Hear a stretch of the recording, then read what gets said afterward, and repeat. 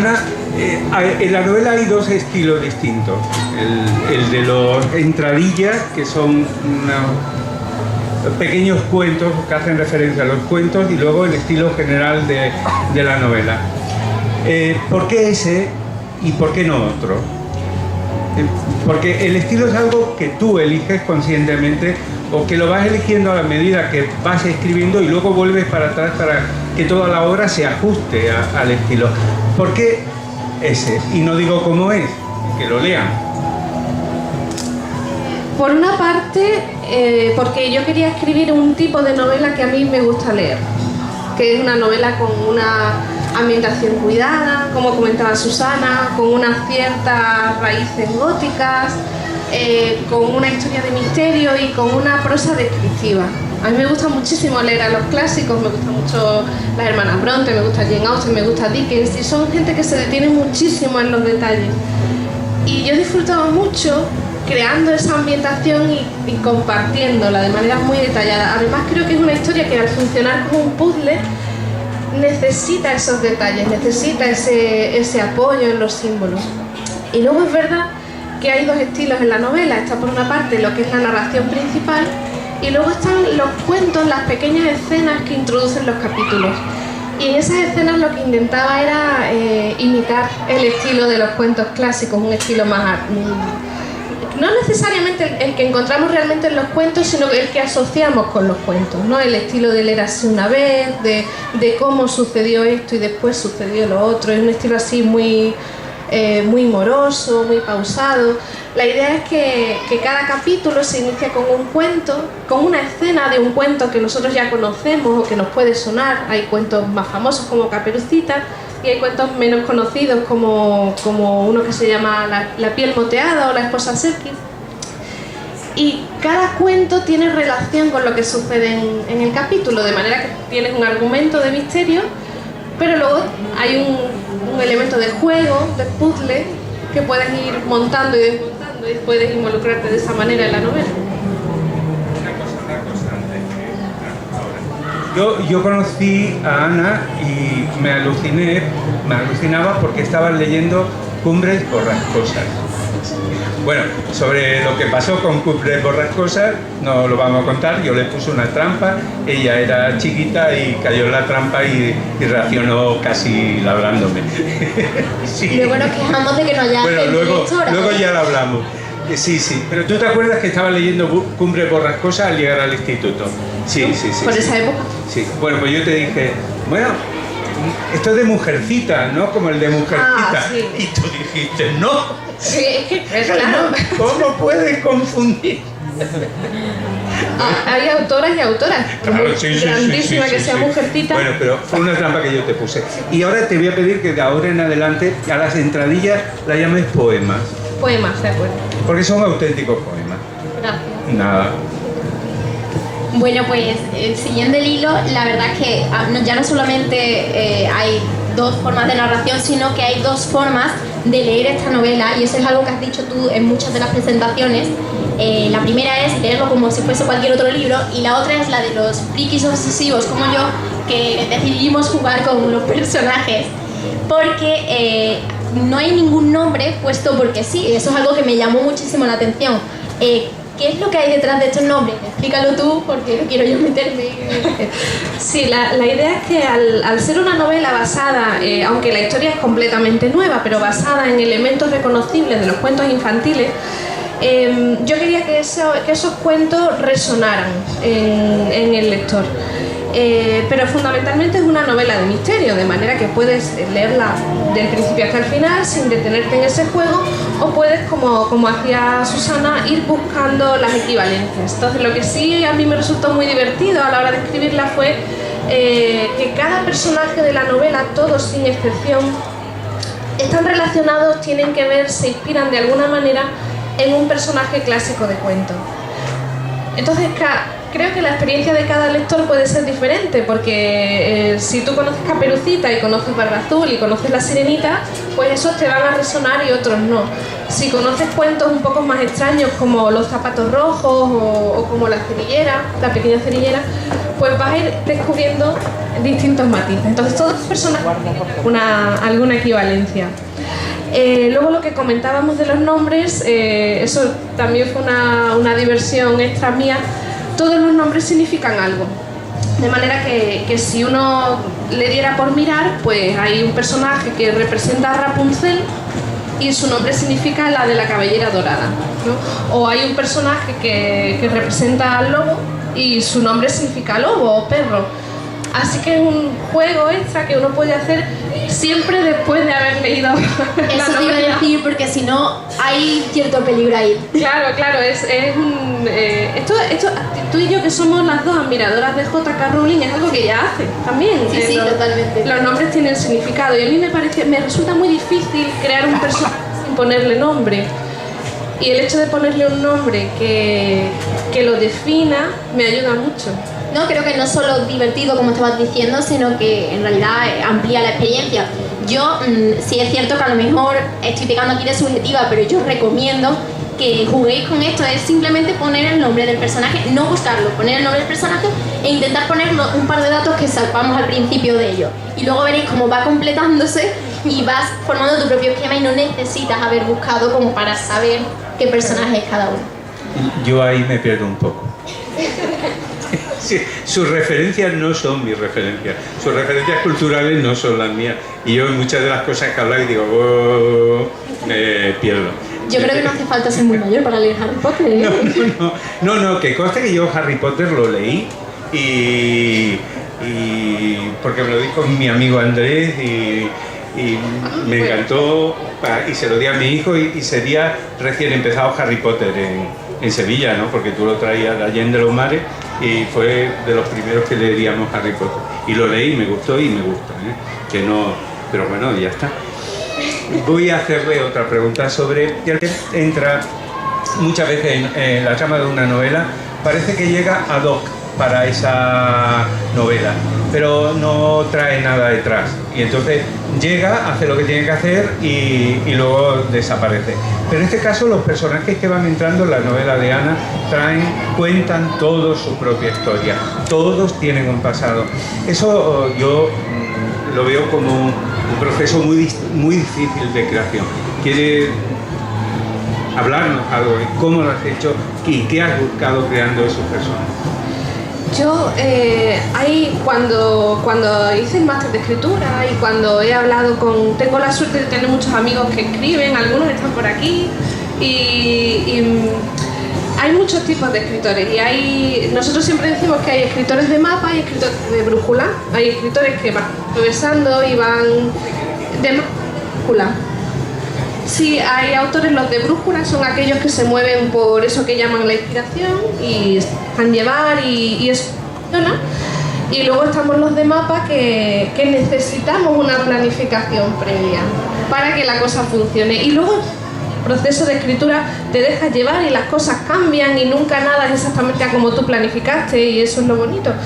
Pero hay un proceso previo de búsqueda y de creación que yo disfruto muchísimo. Entonces La hija de Barba Azul yo me lo planteé como un puzzle en el que para funcionar y para que la historia funcionara como yo creía que funcionara para un lector, pues tenía que estar contada de una manera y las cosas tenían que suceder en unos momentos concretos y los personajes tenían que funcionar también de una manera concreta. Entonces la construcción del personaje primero partió de esa equivalencia con los cuentos infantiles. De hecho, los personajes surgieron primero. La idea era que al tener esa resonancia de cuentos, pues yo quería que hubiera una bruja, que hubiera una hada madrina, que hubiera un lobo, que hubiera algo parecido a una sirena. Y fue el hecho de tener esos personajes lo que dio pie a la historia. Personajes y luego combinarlos y ver qué sucedía si estaban todos juntos. Bueno, pero ya no solo los personajes están muy bien trabajados, sino hablando de simbología, no hay ningún solo elemento que esté puesto al azar. Los espejos, el zapato de Cenicienta, que es lo que hace que sea Cenicienta al fin y al cabo. Hablamos de esta simbología porque entiendo lo de mapas y que te lo has ido currando lógicamente, con el tiempo, pero ¿estos elementos los ibas pensando con anterioridad o iban surgiendo dónde colocar cada uno en cada historia?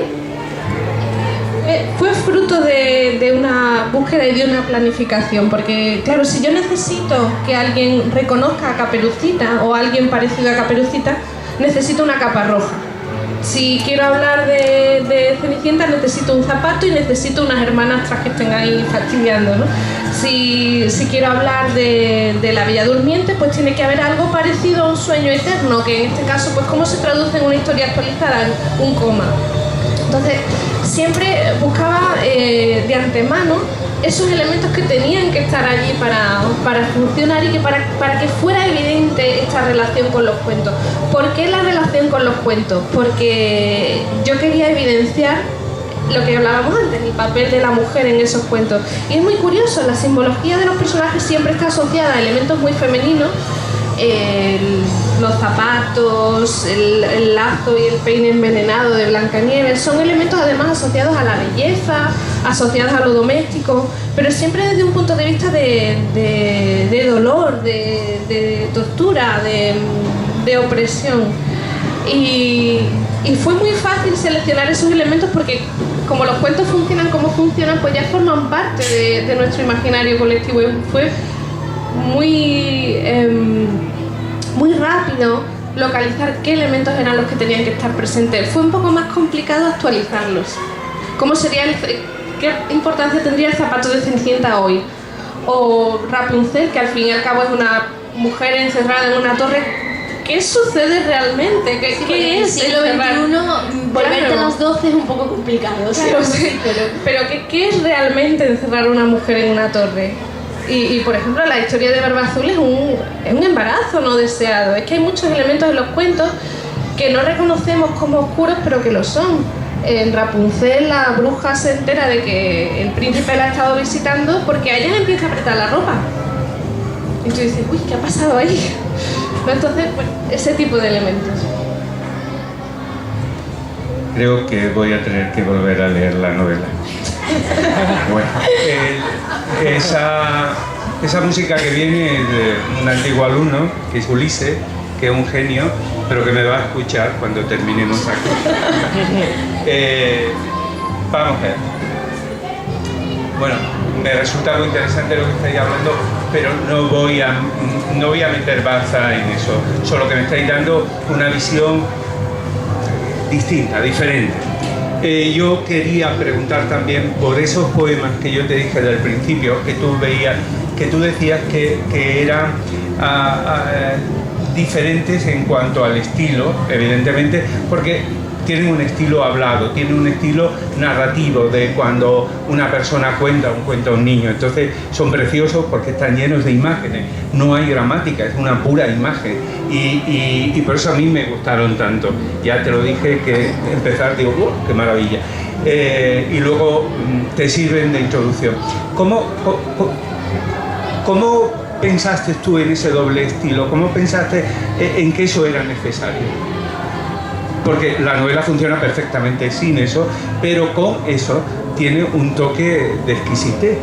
Eso me lo comentó una de las primeras personas a las que yo le di a leer la novela, un compañero que también escribe y que es al que admiro mucho. Me dijo, esto lo podrías quitar, esto no hace falta. Y a mí me pareció un crimen porque creo que es el elemento que le da un poco de identidad propia a la novela. Hombre, fue lo que le dio el 10, porque no sé si lo sabéis, yo le he dado un 10 a la novela y yo creo que fue una de las cosas que es que lo llega a citar y hubiese sido una buena novela, pero hubiese perdido. Claro, y aparte pierde esa vinculación evidente con los cuentos. Fueron además una búsqueda de placer mía, yo disfruté muchísimo. Fue el momento real de reescritura, porque luego la trama es mía, es original, tiene esos elementos de los cuentos, pero es una trama de misterio, ¿no? Que yo creo que es entretenida y engancha, pero esa oportunidad que yo me di de reescribir una escena de La Sirenita, o de un momento de La Bella y la Bestia, o Barba Azul, ¿no? Que es el que realmente le da el hilo conductor a la novela. Entonces fue un auténtico placer. es que estás diciendo en ese momento lo que todo el mundo conoce. No estás informando de nada, no estás diciendo nada, pero lo estás diciendo como te da la real gana. Y ese es el valor que tiene. Y es que tú ahí haces lo que te sale del alma. Eso es muy importante para una autora y es muy importante para cualquier persona. Hacer lo que uno quiere. Es mi visión de los cuentos, y mi visión de los cuentos es: atención, esto es precioso, realmente es valioso, es muy bonito, pero cuidado, es terrorífico. Yo creo que ese elemento terrorífico le da valor, pero también es una llamada de atención. Cuidado, ¿qué pasa con las mujeres? ¿Qué rol tienen esas protagonistas? Y siempre eso, es pasivo, es de víctimas, es de víctimas de los acontecimientos. Y yo espero que por acumulación también eso pues vaya calando, ¿no? Y funcione. La verdad es que yo creo que es muy interesante que partas de los cuentos originales, pero le des una vuelta, por decirlo de alguna manera, porque creo que hay una fuerte denuncia de esos cuentos. Presento la situación y luego estoy denunciando el doble rasero que tienen los cuentos.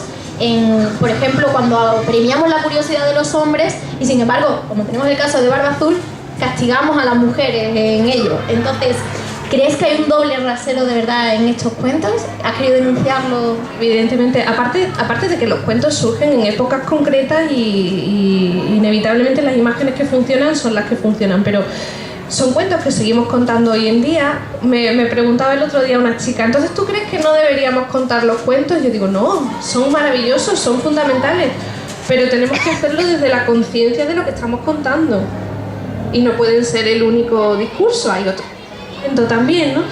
Y sí, yo creo que los personajes masculinos en los cuentos hacen, como cito, como decíamos, Juan sin miedo, y a los personajes femeninos les sucede, ¿no? La Bella Durmiente lo único que hace es pintarse.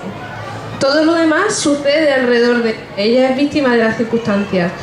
Es que no sé, cualquiera que manejemos, ¿no? Y bueno, y la protagonista de Barba Azul pues todavía se salva en el sentido de que su curiosidad es la que la salva. Muchas veces este cuento se interpreta como un castigo a la curiosidad femenina, y menos mal que esa mujer era curiosa y abrió la puerta, porque si no pues hubiera pasado a formar parte, ¿no?, de lo que había en la habitación. Que no lo voy a decir por si alguien no conoce Barba Azul, pues que se sorprenda más todavía, ¿no? Pero sí, desde luego hay un tipo de retrato muy concreto. Es decir, ¿eso es una novela feminista, Ana? Por supuesto. Y orgullosamente. Claro, es que... claro, porque evidencia un tipo de discurso e intenta construir otro distinto. La protagonista de la novela, Karen, empieza siendo un personaje típico de cuento, más bien plano, más bien vacío, un personaje muy pasivo, que al principio ni siquiera cae demasiado bien, a mí por lo menos, porque siempre ha dejado que los demás decidan por ella, y poco a poco se va transformando en alguien que toma sus propias decisiones y que actúa. Sí, es curioso que es un personaje que, rodeado de otros que son a lo mejor con más matices, va adquiriéndolo conforme la vamos conociendo. Entonces es interesante porque es como el proceso de creación del personaje lo estamos viviendo en ese momento. Una tabla rasa. Bueno, pues por último yo creo que podías hablar un poquito de cuáles son tus próximos proyectos y convencernos de por qué, bueno, los demás estamos convencidos, pero a quien no haya leído todavía la historia, ¿por qué debería leer tu historia? Buscaba fundamentalmente escribir un libro que a mí me gustara leer, y estoy satisfecha en ese sentido porque es un tipo de lectura que yo disfruto. Por lo tanto, creo que es una lectura entretenida, que es una lectura que engancha, que además tiene un trasfondo que si uno lo busca lo va a encontrar.